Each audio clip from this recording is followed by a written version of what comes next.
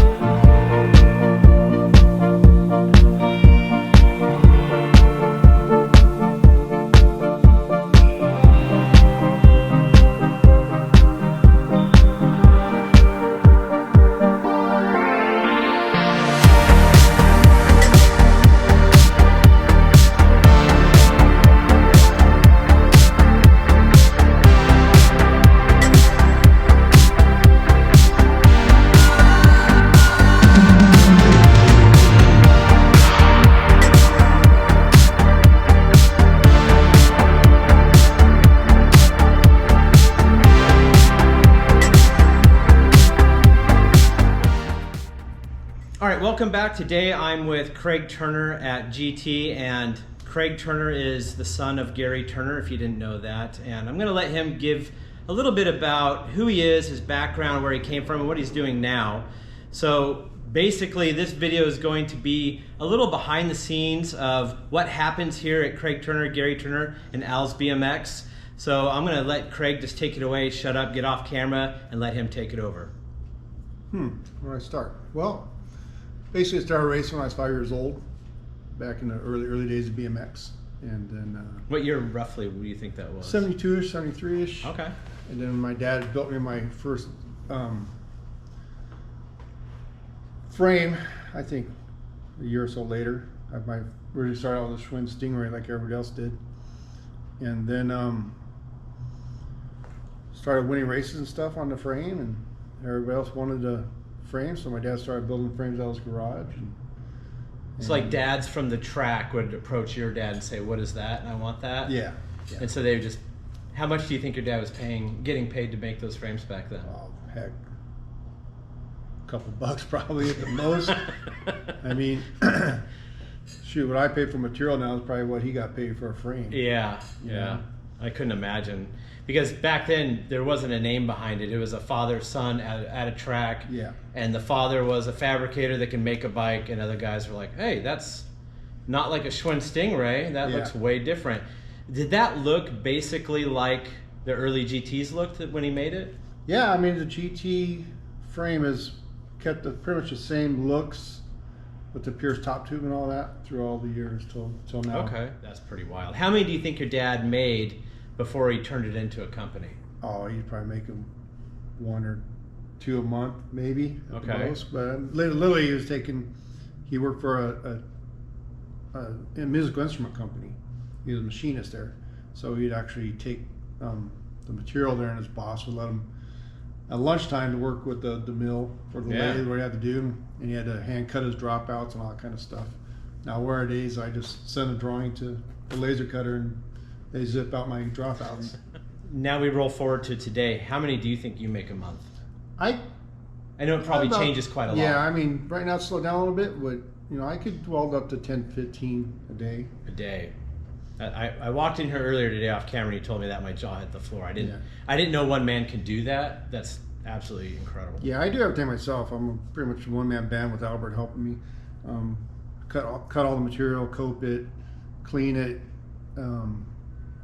weld it up in the jigs, and I do everything myself. So I showed a little bit of your shop on video before we sat down and talked, but I'm looking around and it just looks like you have parts to make frames indefinitely in here. So do you have planned for the future for frame making? Are you working with other companies or brands to make frames for them, or are you just making Craig Turner, Gary Turner bikes? Well, the first one's the Gary Turner bikes and the CT bikes, pretty much the same thing. The CT brand is just sort of like the custom side, where I just sort of deviate from the Gary Turner look or the GT look. Like the Z frame I just did. Yeah, yeah. So something just a little different. Okay. But it's pretty much the same thing. I'm my dad and my dad's me. Yeah. That's true. Yeah. Now that I've seen the two of you together, you're definitely your father's son. Yeah. And it's super rad that came down to you, like that ability to do that, and then you just picked up the torch and ran with it, because you didn't always do this. No, I was actually a police officer when we started back doing this. And it's about 10 years ago. Me and Dad were at the Whittier swap meet, or the BMX show out there, and we're walking around, and a guy had a 26 old GT Cruiser, and my dad goes, "Man, if I'd build one other frame, that'd be the frame I like to build." I'm like, "Well, let's do it." Goes, yeah. And I go, "I don't have time to build it." And he goes, "Oh, I know the right guy." Got a hold of John Severn at Tree Torch. So Johnny did that frame for you. What happened with that bike? Well, we did 100 limited edition of those, and then we did another 100 of the 24-inch. Okay. I decided, well, I could do it myself. So, on my weekends here, I was down here learning how to do it. My dad was here showing me how to do it. I mean, so did you build your own jigs and everything for that? Built my first jig. Wow. My dad pretty much oversaw it. He gave me little tips and said, "Let me do it." And he goes, and I learned the hard way. Where do you plan on going with this? Is there a future business model, or is this just something you're doing for enjoyment that people are getting from you, and you're just going to do it till you don't want to do it anymore? I sort of see it like it's an art for me. Okay. I like doing different stuff. Yeah. Designing different stuff. That's fun. But then again, doing production stuff for other people in our company pays the bills. I think it's overwhelming when I look around here. This looks like a shop that would have 10 people building bikes. Mm-hmm. This has got so much equipment and material and packing, and it looks like 10 people should be here in an assembly line building bikes, but it's just you. Just me. Yeah, I got a system now. When I come back from Arizona, it's like, okay, I start out with this part, make 20, 30 of those, and go on the next part, and I spend a good 3 or 4 days here getting all my material ready. Yep. And then basically I take it from here and go back to Arizona and weld it up in my garage. Oh, okay. I got my big badass welder there, and got nice. AC in there. And nobody bugs me, and the wife brings me lunch. You do get bugged a lot. Yeah. I noticed you that. Noticed that. Yeah. Good thing I got Al here to buffer for me.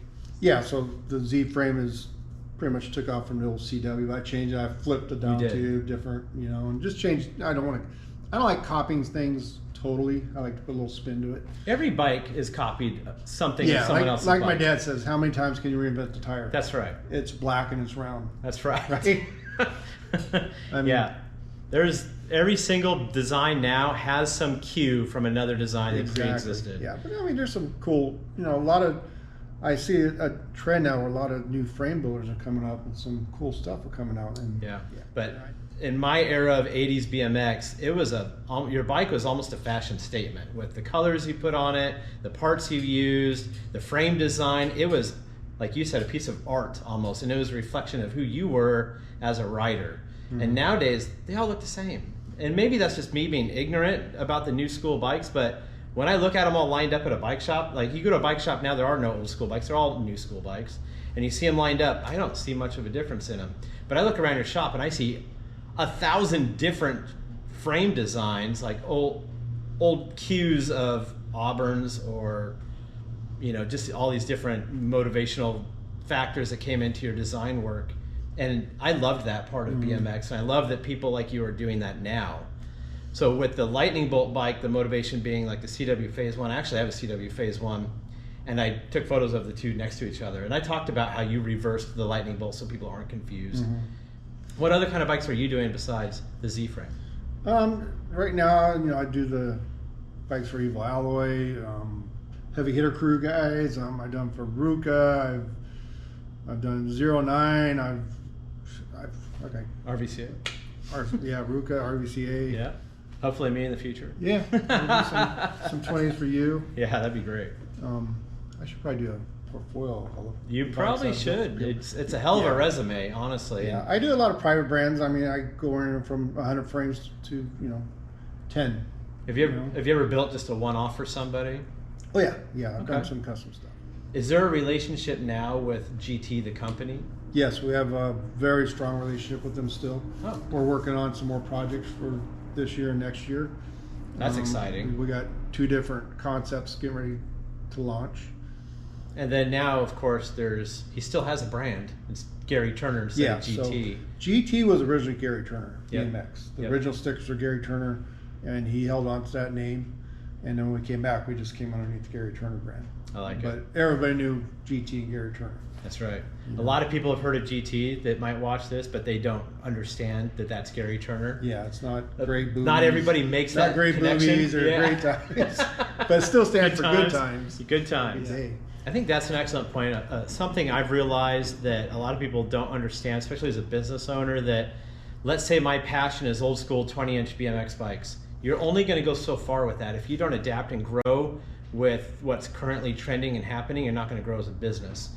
My market is guys our age. They grew up in the 80s racing and stuff, and now we're getting old and 29. We want something big and comfortable, right? That's right. I mean, if I were to go out and launch a 20-inch brand right now, it'd be really hard. There's a lot of big companies coming on board with reproduction parts that are just as good as the old parts. Probably better because they're not going to fall apart because they're new. Yeah, I mean, a lot of components companies out there right now. American-made stuff is all beautiful. If somebody wanted to reach out or know more about you, do you have a website? Yeah, it's gt1972.com. gt1972.com. And if they wanted to buy a Craig Turner bike, is that where they would go to do that? Same place. Okay. And let's plug Al. Al, is your website the same? Is it through gt1972.com? No, ours is alsbmx.com. alsbmx.com. We do all the complete bike builds for the Gary Turner brand. So Al's BMX is right here inside Gary Turner, Craig Turner. It's all under the same roof.